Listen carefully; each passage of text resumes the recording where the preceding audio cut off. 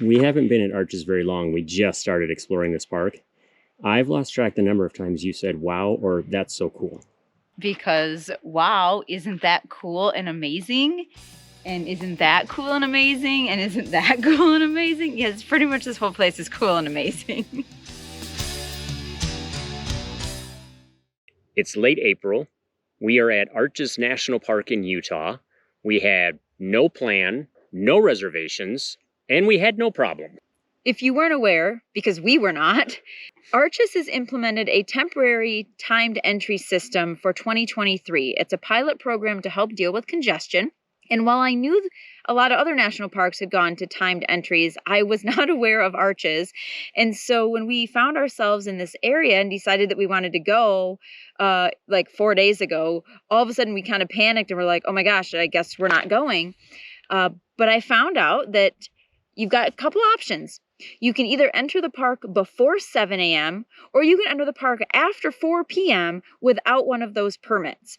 And so as long as you still have your national park pass, you can still get in, or you buy it, you buy the day entry, you can get in before 7 or after 4. And so that's what we did.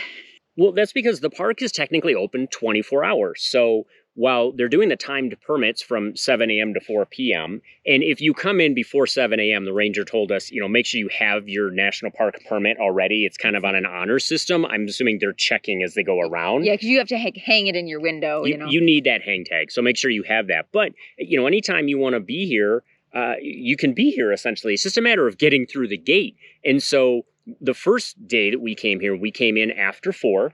So we waited till the timed entry was done, and then we checked off a few of the boxes of things that we wanted to see while we were here, and also got a little bit of the lay of the land on our first day, knowing that we were going to be staying overnight in the area, and then we would come back and spend the full day here on Saturday. And so, that's what we did, and did that late, and then we ended up staying really late because we, again, stumbled with no plan on a night sky program that a ranger was putting on. And then we decided to stick around even longer because you and your stargazing and your astrophotography, and we stayed really late in the park because it's not like it closes and they're going to kick you out. No, and one of the things we have preached many times is always talk to the rangers. So the first thing we did when we got here, at 4 o'clock was stop at the visitor center. And so we, got the maps and we talked to the rangers and we asked them like what their favorite place to see in the park was. And so we got some good tips on that. And then we, like you said, we kind of accidentally ended up at this astronomy program, and we talked to the ranger that was leading that, and he gave us some other tips. And so we followed those. So always talk to the rangers because clearly we had no plan. And I had done no research on this park, which I usually do a ton of research before we go places, but we expected to be here later in the summer. And so this was an unexpected detour for us, and it worked out amazing, but with a little extra help. And so you can totally do this park without plans and on the spur of the moment. You just have to be a little bit flexible and be either early risers or night owls or both, kind of like we ended up being this weekend, in order to get stuff done. And that really, really worked. Or both. We stayed up really late on Friday night because of the stars we wanted to see. And Arches is now an international dark sky park. So it's amazing to see the stars out here. And then we ended up in the park at the windows Arches to see sunrise. And we were there before 5:30 in the morning when other people started. Along with other crazy people. Yeah. And so we got to see the sunrise come up through the windows arch. And that was really cool to see that. And you say we had no plan. Okay, I did buy a map. And I read all the little notes on the map and looked at things. And then I will say also, I had downloaded the National Park Service app. And I found it to actually be really helpful and interesting because they had a lot of little tips and guides. There's a calendar on there for events going on. There's news about the parks. So there's different things that you can get on that. And what I really liked about that was you can download a park to your phone for offline use. So once you get to the park and you're going to lose your cell signal here a lot, you can still get to information about the park on your app. So that was helpful. And I have to say, also, make sure you pick up the visitor's guide. I mean, the map, too, but the visitor's guide little newspaper that the National Park Service always puts out, that's good with some useful tips as well. So always check into that. So we did essentially the key iconic things that are here to do at Arches. We did Delicate Arch. We did the windows. We did Double Arch. we did Devil's Garden and Balanced Rock. And then a few other things that we either stumbled upon along the way or we had been recommended to us by somebody here at the park. So that was what we did. And if you want to, maybe let's dive into a little bit more of what there is to see and do here. If you haven't watched a gazillion videos on YouTube about arches, we'll at least give you our take from our experience and how you are familiar with our, how our hiking style goes. Yeah, there's a couple of things I would mention, and that is if you have the capabilities, is when you stop somewhere at a viewpoint, often there is a trail where you can walk in further, get closer to either the arch or Balanced Rock, for example. So you could walk up to Balanced Rock, you could walk all the way around it, go behind it, and it's neat to do that because you get very different views, and depending on the time of the day, you're going to get different sunlight on different parts of it. Same thing with when you go to the windows arches, you go out to the kind of main viewing area and you can see the north window and the south window. Well, if you follow what they call the primitive trail back around behind it, you can see both arches and get some really cool shots. We were there Friday night, so with the sun coming down through that, it was really neat. So I would say if you have the ability and the time to do it, go ahead and take that extra little loop back around some of these icons that are out there. Well, and there's also turret arch there as well. And so there's really like 3 or 4 arches within that windows area. And then double arch is right across the parking lot. So you can park there and go in there. And that was gorgeous kind of in the sunset twilight hour as well, because just that the glow just really lights up the rocks and makes it more of like an orange color. So you can't go wrong any time of day you visit here. But it's almost like we really enjoyed going to windows in the late afternoon, evening, and then coming back in the morning at sunrise because it lights up the other side of the arch and the rock. And so I think if you have the ability to come at different times of the day to see each feature more than one time, obviously that's not going to work for everybody. We just kind of got lucky on that one. But I think that was really cool. Well, I think windows was a really neat spot for the sunrise because then, like you said, turret arch is also there when you're standing there. So when you're standing there, you kind of turn around and at some point as the sun is coming up, it's like an Indiana Jones thing going on there with a very specific part of that arch lights up all of a sudden. So that was really neat. And double arch, like you said, it's kind of across the parking lot from where the windows are. The windows get talked about a lot. I didn't see a lot about double arch, but when we talked to the ranger at the visitor center, he said his favorite is double arch, just the way it's been formed, the way it looks when you're in there and sounds is really neat. I'm really glad we made that trek across the parking lot and went to see double arch as well. It's like this, he described it as like a cathedral feel, and it really is when you stand down there and the arches are up above you. And I really like double arch. Yeah. Another place, and there are all these places that we're talking about, and follow the map. There's all kinds of pullouts and things you can stop and see along the way. Panorama Point is a big one for stargazing because it is a huge open sky viewpoint. Well, and it's one of the tallest points in the park too, so you can see all the way around. Yep, and the one ranger said they tend to send people there for stargazing, and that's where they did the star program, or the astronomy program, so that was neat. We sort of stumbled into that, but that's one that I would at least stop and see what it's like, and if you're here at night, that's a good spot to stop and look at the stars. And then you just keep working your way around on the road and see some other things. We did as much as we could on Friday night, kind of ended our day at Panorama Point, but then we also went down to the windows to see what was going on with the stars there.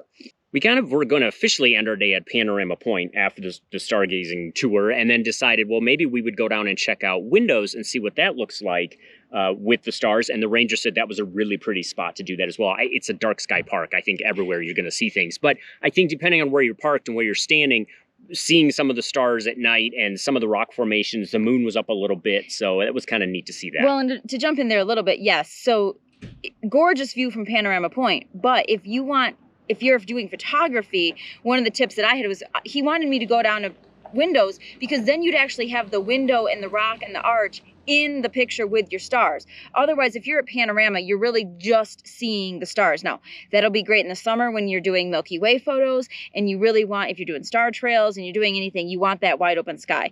But I wanted the depth and like the more interesting feature of having something in my photo in addition to the stars. And so like turret arch and the windows, that was a really great place for that. But there's a lot of places in the park you could do that too. So I would just drive around until you find a place that looks really cool. As we mentioned, we started Saturday morning at the windows arches so we could see sunrise. Then after we were done there, we hightailed it down to Delicate Arch because we knew it would be popular. A lot of people go there for sunrises, but just it's one of the icons of the park. It's the one they use on the Utah license plate, right? Yeah. Is Delicate Arch. So it's kind of popular. It's one of the most photographed things in the world, I guess. And we were there. We got to that parking lot by 7:30 and it was almost full. So keep that in mind. People were coming in early to get to Delicate Arch. Well, especially because, again, if you didn't have a reservation, you had to be in the park before 7. So combination of coming in early, people wanting to hike up there for the sunrise. Again, this is April, so I can only imagine what this is going to be in July when people who were not able to get their reservations hightail it into the park to get in. And sunrise is just going to keep getting earlier for a while, so plan accordingly. But oh my gosh, if you can do Delicate Arch and do the hike to Delicate Arch, not just the trailhead, the hike is so worth it, but it is not for everybody. Well, and we got that tip. I mean, there are upper and lower viewpoints where if you can't make the hike, you do get a nice kind of vista view of Delicate Arch, and you can see that from 2 different spots, and it's not a very difficult trail. But if you have the ability and you can hike the trail, I don't remember how long it is, a little over a mile and a half. Delicate, for which? The viewpoint? To get out to Delicate Arch. Oh, it's 3 miles. It's like 3.5 miles round trip. Okay.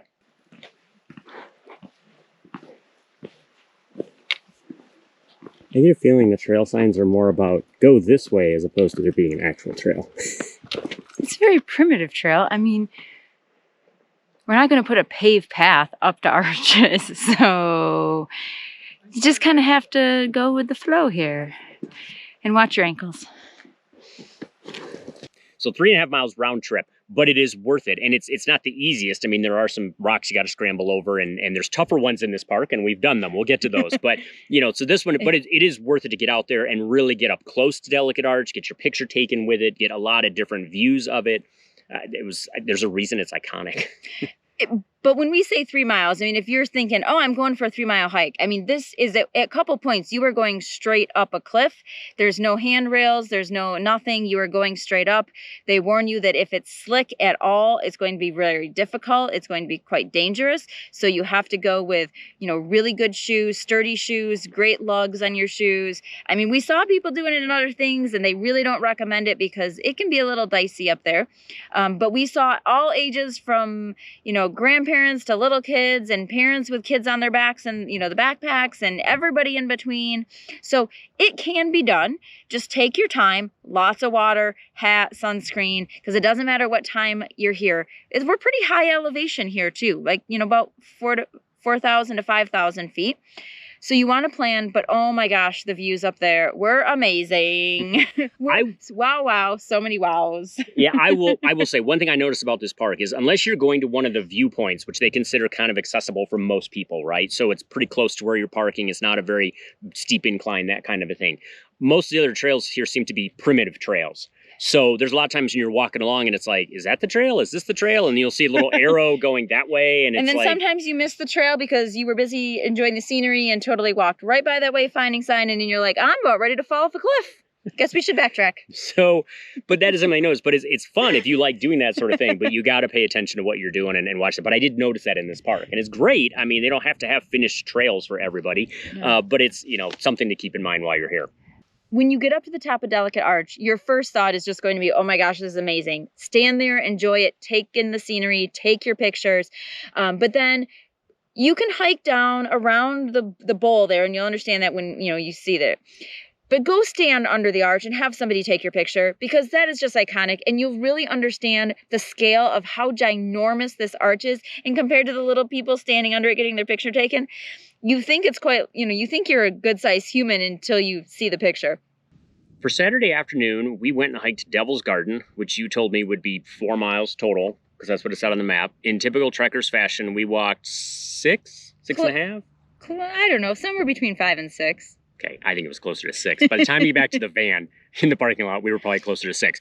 It was very much worth it. It was a tough hike. It's definitely not for everybody. We took the non-primitive trail and not the primitive trail. I don't know. It was a little crazy. Yes, it's technically a trail, but there's primitive and there's more primitive. I mean, we didn't actually do the other part, so I'm kind of questioning like what that was actually going to end up being. But considering this was quite a bit of a rock scramble in parts, and you are at some point walking on top of what they call the fins, and there is nothing on either side of you, and you are like on the top of the world, and it is amazing. And then you literally are like scrambling up and down rocks, and at some points thinking, am I just gonna like fall off the cliff because I don't know where you're going? And then you get to the end, and sure enough, there's like a little step and another rock, and you just keep going down the trail. So yeah, I don't know about the primitive part, but they said that's about a good 7 to 8 mile hike, and that was not something that we were up for.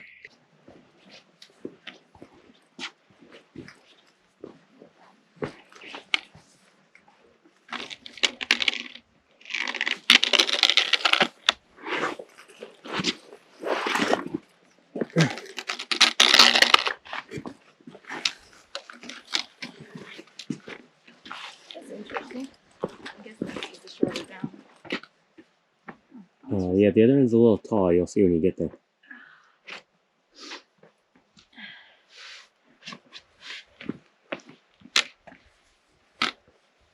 That's the short down. That's the short down? Uh-huh. Let's go up and see where the other down the other down. So if we didn't do the switchback and take the short down, you'd be coming down here. Oh, you know. There's a reason they take the trail that way. I need some water. It's important to drink and bring lots of water on this trail and in any other trail out here because it gets hot and it is miles and miles and you're far from a water source. So bring plenty of water. That's your PSA for today. No, but we started out on the 4 mile hike. We ended up doing more because then once we got into the hike, we realized that there are other arches out there rather than just the ones we were headed for. So on spurs. On spurs. So we ended up taking spurs. And when you look at a spur, you're like, oh, it's only a quarter mile. Let's go do it. Well, then it's a quarter mile back. So that's half a mile. You do a couple of those. That's another mile. But also worth it. So we saw Navajo Arch and Partition Arch, which if you see the signs for those, totally worth it. Those were wonderful to see. And then we kept going out. Our eventual goal was 00 Arch. And, you know, I thought those were neat. I think a lot of what we saw along the way was cooler in some ways, like walking on the fin and feeling like you're on the top of the world. That's what made that hike worthwhile. I agree. Yeah, being on top of the fins and seeing them. And it's just such a different type of the park and the rock than maybe some of the areas where there's more of the arches and like balance rock. I don't know. There's so much different geology in this park. It's just crazy. And sometimes you were walking down in like with the fin like up by you, and then sometimes you're walking on top of the fins. I think like 00 Arch and Black Angel or whatever that was called. Dark Angel is the pillar further out. Oh yeah, Dark Angel. I think they're just sort of poised to get you out there to see all these other cool things because I'm not sure we would have done it otherwise. Obviously, the archers are cool, but yeah, I agree. Just the hike out there, even if you don't even make it all the way to the end and you only make it halfway. There's also Landscape Arch, which in what I think was like 1991, there was some park visitors out there. You know, you used to be able to climb up under it and enjoy it. And while they were sitting out under there, part of it collapsed. Luckily, they heard it crackling and rumbling, and we were able to get out of the way and snap some photos of it all crashing down. So now it's this very thin, wide arch. And of anything on Devil's Garden Trail, that is the one that is probably the most accessible to people. It is still a good 3/4 of a mile out and then 3/4 of a mile back, but you're not doing any of the rock scrambling. It's just pure hiking trail at that point. So pretty much anybody can get to Landscape Arch. It's hard to imagine what that was like. They said it was a 60-foot slab of rock that fell from that arch, which happens periodically. We think it takes thousands of years, which it does, right, for the stuff to erode and come down. But Skyline Arch is a relatively easy one to get to. As you're driving along, there's a pull-off that you can park at and walk into. And that's one that in 1940, a huge boulder that had been perched inside the arch decided to come down. And the boulder and its broken bits are still there at the bottom. You can go walk up there and see it. Also just really cool. And if there's one thing that this park and just Utah in general has taught me is how tiny humans are. Yeah. You all look like little ants. It's just, we are insignificant. It's just so cool when you think of the millennia of the rocks and stop and read some of the signs along the way at those pullouts that actually explain to you, you know, on this side of the road, this rock is, you know, 100 million. 30, it's like that. It 140. feels like that. I don't know. One of the ones, actually, and I found this from the NPS app, they have like a little guided tour you can take that hits like 8 key points or whatever. One of them is, as you just leaving the visitor center, it's the Moab Fault, and it's what actually created a lot of all of this. And they said when you look across the road, one side of the road, the rock is 140 million years older than the other side. It's mind-boggling. Yeah, because apparently there was some shift, and so like one went up and one went down, and so the layers, even though the heights kind of seem similar, the layers don't line up anymore because of that, or I don't know, earthquake fault line or whatever. So, and you just drive around the park. I mean, even if you do nothing else, you don't even get out of the car, just drive like the 15-mile loop in, you know, in and out around the park. It's just gorgeous. That's a good point. If all you can do is drive around, do it. You're not going to be able to see them all, but they said there's something like 2,000 arches in this park. And the other thing I learned is that 95% of this park is considered managed wildland, right? It's just wilderness. Managed wilderness. Wildland is a kind of a new term. I think we should coin that. But it's managed wilderness. And so even when you're driving around and hiking, you're only seeing 5% of what's out here.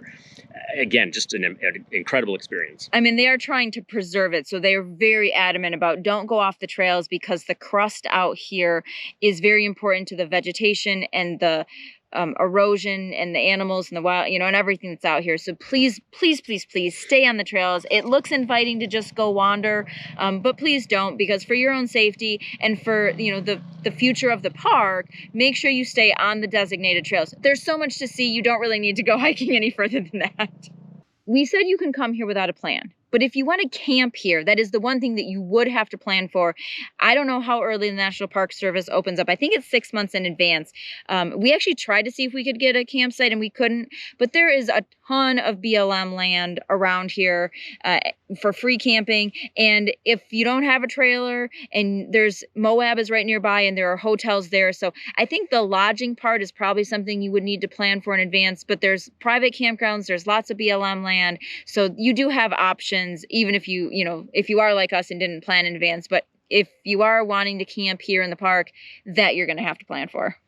And if you're a planner and you want to plot it all out, go for it. You're going to have a great time. If you're not a planner or you just stumble into places like we do, you can make that work too. You just have to be flexible. Either way, Arches is definitely on the list. I mean, it's one of the big 5 in Utah, right? So clearly it's probably on a lot of people's list. But now that we've been here, we're so glad we made the trip.